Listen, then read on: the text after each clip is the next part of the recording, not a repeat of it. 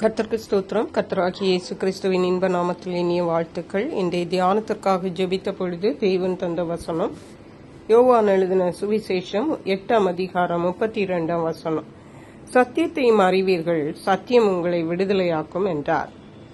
நம்முடைய கர்த்தராகிய இயேசு கிறிஸ்து நாம் அவருடைய சத்தியத்தை அறியும் பொழுது நாம் விடுதலையாக்கப்படுவோம் என்று சொல்லியிருக்கிறார்.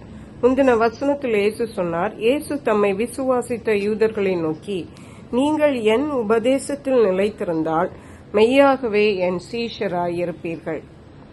அப்படியானால் இயேசுவின் சீஷர்களாய் நாம் இருக்க வேண்டுமென்றால் இயேசுவை விசுவாசிக்க வேண்டும், இயேசுவில் அன்பு கூற வேண்டும், மேலும் அவர் நமக்கு கொடுத்த உபதேசத்தில் நாம் நிலைத்திருக்க வேண்டும்.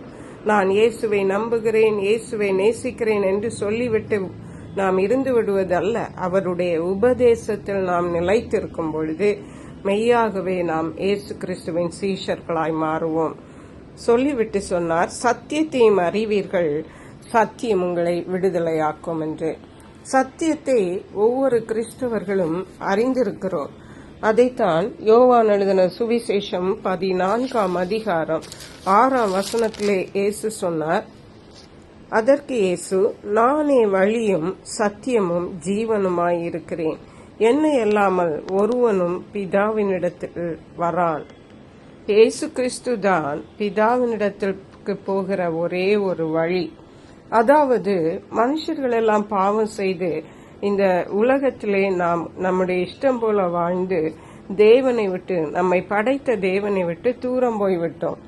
அப்பொழுதுதான் அவர் பிதாவாகிய தேவன் தன்னுடைய குமாரனாகிய இயேசு கிறிஸ்துவை நமக்கு அனுப்பி, இயேசு கிறிஸ்து அவரே வழி, அவரே சத்தியம், அவரே ஜீவன் என்று சொல்லி இருக்கிறார்.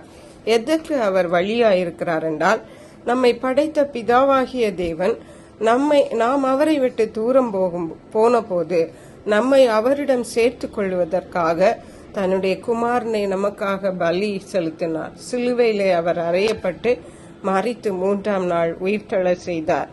அருமையான கர்த்தருடைய பிள்ளைகளே, இதை நாம் இயேசு கிறிஸ்துவை நம்புவதன் மூலம்தான் நம்முடைய பாவத்திலிருந்து நாம் ரட்சிக்கப்பட்டு தேவனுடைய பிள்ளைகள் ஆகிறோம். அதன் பின்புதான் நாம் பிதாவனாகிய தேவனிடத்தில் நாம் ஒன்று சேர்க்கப்படுவோம். இல்லாவிட்டால் நாம் நித்திய ஜீவனை நாம் சுதந்திரிக்கவும் முடியாது, தேவனுடைய பிள்ளைகளாக இந்த உலகத்திலே நாம் வாழ்ந்து விடவும் முடியாது. ஆகவே நாம் ஒவ்வொருவரும் தெரிந்து கொள்ள வேண்டியது என்னவென்றால், ஒருவேளை இன்றைக்கு நீங்கள் இயேசு கிறிஸ்துவை உங்கள் சொந்த இரட்சகராக ஏற்றுக்கொள்ளாமல் கூட இருக்கலாம், இயேசு கிறிஸ்துவை தேவன் என்று நம்பாமல் இருக்கலாம். இயேசு கிறிஸ்துவை தவிர நாம் நம்மை படைத்த தேவனிடத்திலே வருவதற்கு, ரட்சிக்கப்படுவதற்கு, நம்முடைய பாவத்திலிருந்து விடுபடுவதற்கு, நித்திய ராஜ்யத்தை, பரலோக ராஜ்யத்தை சுதந்திரிப்பதற்கு வேறு வழியே இல்லை. இயேசு கிறிஸ்து தான் வழியும், அவரே சத்தியம், அவரே ஜீவன். அவரை நம்பும் பொழுது அவர் நம்மை விடுதலையாக்குவார். அதுதான் சத்தியம். சத்தியத்தை அறிவீர்கள், சத்தியம் உங்களை விடுதலையாக்கும் என்று சொல்லப்பட்டிருக்கிறது. பாவத்திலிருந்து விடுதலை, சாபத்திலிருந்து விடுதலை, நோயிலிருந்து விடுதலை, எல்லா பிரச்சனைகளிலிருந்தும் விடுதலை தேவன் இயேசு கிறிஸ்து நமக்கு தருவார். ஹல்லேலூயா. ஆகவே இயேசு கிறிஸ்துவை விசுவாசிப்போம், அவருடைய பிள்ளைகளாய் மாறும். யோவான் எழுதின சுவிசேஷம் 10ஆம் அதிகாரம் 10-11 வசனங்கள் சொல்லுகிறது, திருடன் திருடவும் கொல்லவும் அழிக்கவும் வருகிறான் என்று வேறொன்றுக்கும் வரான், நானோ அவைகளுக்கு ஜீவன் உண்டாயிருக்கவும் அது பரிபூர்ணப்படவும் வந்தால், நானே நல்ல மேய்ப்பன் ஆடுகளுக்காக தன் ஜீவனை கொடுக்கிறார். இயேசு கிறிஸ்து நமக்காக தம்முடைய ஜீவனை கொடுத்தார். அவர் நமக்கு நல்ல மேய்ப்பன், அவர் நமக்கு பரிபூர்ண ஜீவனை தருகிறார், பரிபூர்ணப்பட வைக்கிறார். ஆகவே அருமையான கர்த்தருடைய பிள்ளைகளை, இயேசு கிறிஸ்துவை நம்புவோம், அவருடைய பிள்ளைகளாய் மாறுவோம். இயேசு கிறிஸ்துவனுடைய ஆசீர்வாதங்களை இம்மையிலும் மறுமையிலும் சுதந்திரிப்போம். கர்த்தர் இந்த வார்த்தைகளை ஆசீர்வதிப்பாராக. ஜெபிப்போம். எங்களை கிருபை நேசித்து பாதுகாத்து வழி நடத்துற எங்கள் அன்பின் தகப்பனே, ஆசீர்வதிக்கப்பட்ட இந்த நல்ல நாளுக்காக இந்த நாளிலும் சத்தியத்தை அறிவீர்கள், சத்தியம் உங்களை விடுதலையாக்கும் என்று சொன்னது போல இயேசு கிறிஸ்துவை நாங்கள் அறிந்து பாவ சாப ரோகங்கள் என்று விடுவிக்கப்பட்டது. இயேசு கிறிஸ்துவின் ஆசீர்வாதம் இம்மையிலும் மறுமையிலும் சுதந்திரிக்க உதவி செய்யுங்க. நன்றி பரிசுத்த ஆவியானவரே, துதிகன மகிமை உமக்கே செலுத்துகிறோம். இயேசு கிறிஸ்துவின் நாமத்தில் ஜெபிக்கிற அன்புள்ள பரமபிதாவே, ஆமென்.